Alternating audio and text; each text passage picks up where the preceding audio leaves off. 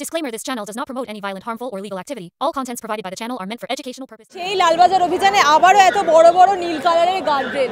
এটা তো পুলিশ করে আসছে, পুলিশের কাজ তো এখন এটাই হয়ে গেছে, যারা শান্তিপূর্ণ আন্দোলন করছে তাদের উপরে লাঠিচার্জ করো, এবং যারা ক্রিমিনাল তাদেরকে যারা ধর্ষক তাদেরকে কিভাবে বাঁচাতে হয় সেটাই তো পুলিশ করে আসছে। আমরা দেখলাম পুলিশের যে দায়িত্ব ছিল আরজি করে সেদিন 14 তারিখ রাতে যে ঘটনাটা ঘটেছে সেটা তাদেরকে মানে কড়া হাতে দমন করা উচিত ছিল, সেটা ওরা পারেনি। আরজি করে যাদের মাথা যারা ধর্ষণ করেছে তাদেরকে ধরার কথা সেটা ধরতে পারেনি। যে চিকিৎসকরা আরজি করে আছেন তাদেরকে প্রোটেকশন দেওয়া সেটা পারেনি। পুলিশ কী করছে, মানে মমতা ব্যানার্জি মনে করছেন যে ধর্ষকের বিরুদ্ধে ফাঁসি চাওয়ার যে দাবি সেটার কপিরাইট শুধু একমাত্র মমতা বন্দ্যোপাধ্যায়ের আছে। সাধারণ মানুষ যদি রাস্তায় নেমে প্রতিবাদ করে তাদের উপরে লাঠিচার্জ করবে, কখন ওই জলকামান ফেলবে, কখন ব্যারিকেড করবে, এই করে বেড়াচ্ছে। এটাই তো এখন পুলিশের কাজ হয়ে গেছে।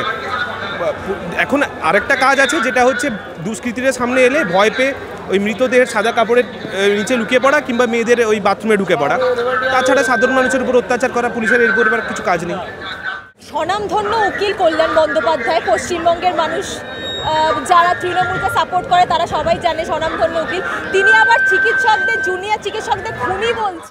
রাত্রেবেলা কি বলেন সকালবেলা ভুলে যান। ওই রাত্রে কী সব খান, জল টল রঙিন জল খান শুনেছি, তো ওনাকে নিয়ে বেশি আমরা পাত্তা দিই না। তবে মমতা বন্দ্যোপাধ্যায় যে খোঁজ করার ব্যাপারটা বলেছিলেন, তারপরে যেভাবে ওদের নেতারা ফোনা তুলে উঠছে, এগুলো তো সাধারণ মানুষ দেখছে, এবং সাধারণ মানুষ এটাও দেখছে যে ওরা যদি এবারে রাস্তায় নামে চিকিৎসকদের বিরুদ্ধে যেভাবে ভুলভাল কথা বলছে, এবারে কিন্তু সাধারণ মানুষ হাতে কার্বলিক অ্যাসিড নিয়ে দাঁড়িয়ে আছে।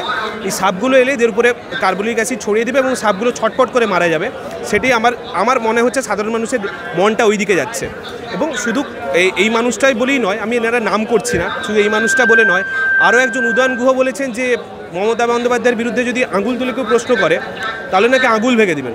দেখুন, এই আঙুলটা ভাঙতেই পারেন যারা শিক্ষা ব্যবস্থাকে ভেঙে দিয়েছে, স্বাস্থ্য ব্যবস্থা ভেঙে দিয়েছে, আইন ব্যবস্থা ভেঙে দিয়েছে, তাদের কাছে এই ছোট্ট একটা আঙুল ভেঙে দেওয়া কোনো ব্যাপার নয়। তবে এই আঙুলটা ভেঙে দিলে সাধারণ মানুষ যদি এর পরের আঙুলটা দেখানো শুরু করে দেয় তাহলে কিন্তু উনি বিপদে পড়ে যাবেন। সেটা তৃণমূল কংগ্রেসকে মাথায় রাখতে হবে। এবং অনেক মানুষ বলেছেন, মানে ওনাদের অনেক নেতা বলছেন নাকি পোস্টার, মা বোনেদের পোস্টার ছবি দেওয়ালে টাঙিয়ে দেবেন। সাধারণ মানুষ যদি ওদেরকে দেওয়ালে টাঙানো শুরু করে দেয় তখন কী হবে সেটাও তৃণমূল কংগ্রেস তাদের নেত্রী ভাবুক। জুনিয়র চিকিৎসকরা স্বাস্থ্য ভবনের সামনে এখনো পর্যন্ত বিক্ষোভে অনড়, কিন্তু মমতা বন্দ্যোপাধ্যায় বলছেন উনি বৈঠক করবেন, লাইভ স্ট্রিমিং করবেন না, কিন্তু রেকর্ডিং হবে, সেটা বলছে আবার রাজীব কুমার।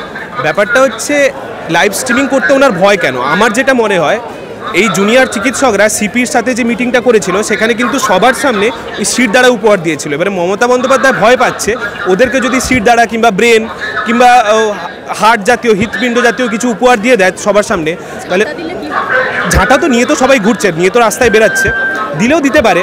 মানে নবান্নটাকেও তো পরিষ্কার করতে হবে এক সময়, তো দিলেও দিতে পারে। এবারে মমতা বন্দ্যোপাধ্যায় যে ইমেজটা তৈরি করেছেন এতদিন ধরে, ওই সততার প্রতীক, সেই ইমেজটা 1 সেকেন্ডের মধ্যেই ডাক্তাররা ভেঙে দিতে পারে। সেই ভয় থেকে মমতা বন্দ্যোপাধ্যায় বলছেন না, লাইভ স্ট্রিমিং হবে না, তোমরা লাইভ স্ট্রিমিং না করে ভিডিও রেকর্ডিং করো। এবারে তোমরা বলো, 2 ঘন্টার একটা সিসিটিভি ফুটেজ, সেখান থেকে নাকি 27 মিনিটের ক্লিপ সুপ্রিম কোর্টকে দিয়েছে, বাকি নাকি সব গ্লিচ আছে, গ্লিচের জন্য দিতে পারেনি। তাহলে এই মমতা বন্দ্যোপাধ্যায়কে ভরসা করা যাবে? যদি কোনো ভিডিও রেকর্ডিং হয় সেটাকে পরে এডিট করতেই পারে। সেই মমতা বন্দ্যোপাধ্যায়কে চিকিৎসকরা ভরসা করছেন না, তাই বলছেন লাইভ স্ট্রিমিং করতে। সেখানে কেন মমতা বন্দ্যোপাধ্যায়ের আপত্তি, এবারে আপনারা বুঝে নিন। পদত্যাগ করবেন বলছে শেষমেশ। দেখুন, ব্যাপারটা হচ্ছে, একবার সন্দীপ ঘোষও বলেছিলেন পদত্যাগ করতে চান, মমতা বন্দ্যোপাধ্যায় বললেন হ্যাঁ উনি পদত্যাগ করতে চান কিন্তু আমি করতে দেবো না। তারপরে সিপি বললেন পদত্যাগ করবেন, তখন মমতা বন্দ্যোপাধ্যায় বলছেন হ্যাঁ উনিও চেয়েছিলেন পদত্যাগ করতে, আমি করতে দিইনি। এখন উনি নিজেও বলছেন পদত্যাগ করবেন, কখন বলবেন হ্যাঁ আমি চাইলে পদত্যাগ করতে পারি কিন্তু আমি পদত্যাগ করবো না। এরকম টাইপের উনি উদ্ভট কিছু যুক্তি নিয়ে আসেন। এবারে আমাদের মাও মাঝে মাঝে বলে দেখবেন রেগে যে এই সংসার ছেড়ে চলে যাবো, রাগারাগি করে বলেন, তেমনি ওনার ওই পদত্যাগ করে দেওয়াটা একই রকম ব্যাপার আর কি।